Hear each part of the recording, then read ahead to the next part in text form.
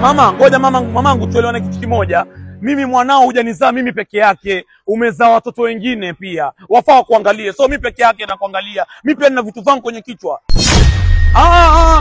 Mama, kama dawa ngoja. Kama dawa zimeisha mama, Mkilifi uko hapo nyuma.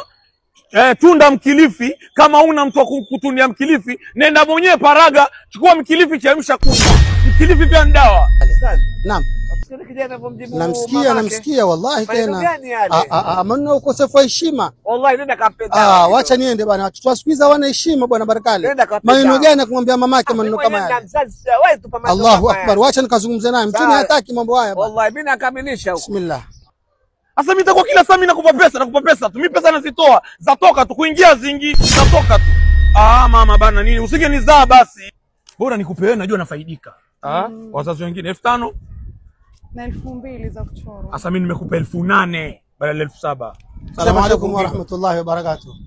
Wa alaykum salaam wa rahmatullahi. Hali yako Sheikh? Alhamdulillah. Dadangu hujambo? Hali yako? Sheikh uendeleaje? Naendelea hivyo tu. Kunani? Mbona sauti yako iko juu? Huyu unazungumza naye mamako kweli au ni nani?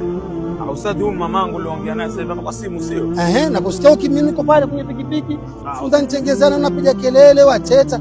Huyu mamako mzazi? Ustadhi huyu ni mamangu. Lakini sasa mamangu huyu mimi sasa sote tunaomba pesa, tunataka pesa kwangu. Na kama hakukuomba wewe amuombe nani? Ndugu zangu wengine wako nje. Wewe umesahau ihsani ya mama.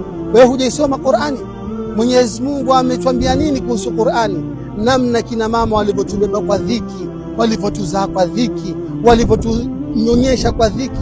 Leo mpaka umekuwa barobaro, wewe kumtila mama maneno makali namna hii. Ni haki gani? Mama ana daraja 3 kwa mtoto kuliko baba. Yule sahaba alipokuja kwa Mtume akamwambia ni sahabi aina nani?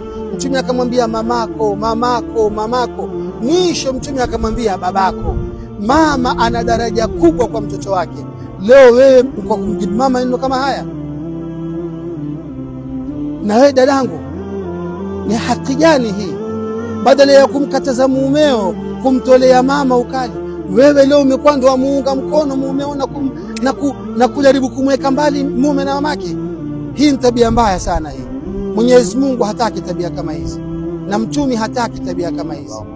Mtumie mamako pesa na umuombe radhi kwa haya uliyozungumza, kwa sababu pepo iko chini ya nyayo za kina mama. Mtume asema aljannatu tahta aqdami al-ummahat. Hata ukaswali namna gani, hata ukafunga namna gani, shekhe, hutoiona pepo ikiwa hujamfanyia wema mamako. Na huyu mke ni wakuja na kuondoka. Kesho ukimwata ataolewa na mtu mwingine, huyu mamako utamwatia nani? Hata kama ndugu zako wote hawakumwangalia, wewe ni haki yako muangalie mama, kwa sababu mama ana haki juu yako. Asante, barakallahu fik. Asante. Kama nimekosea ustadhi naomba unisamehe. Zaidi mumemsamaha mama. Inshallah na nikitoka hapo ustadhi mimi naenda kuhusi kupili mpaka nyumbani nikamwombe radhi. Mashaallah. Na Mwenyezi Mungu atakujalia upate radhi ya mama na sote tupate radhi za mama zetu. Asante, barakallahu fik. Shukran. Lete hizo pesa, lete. Mama yangu, dawa yangu.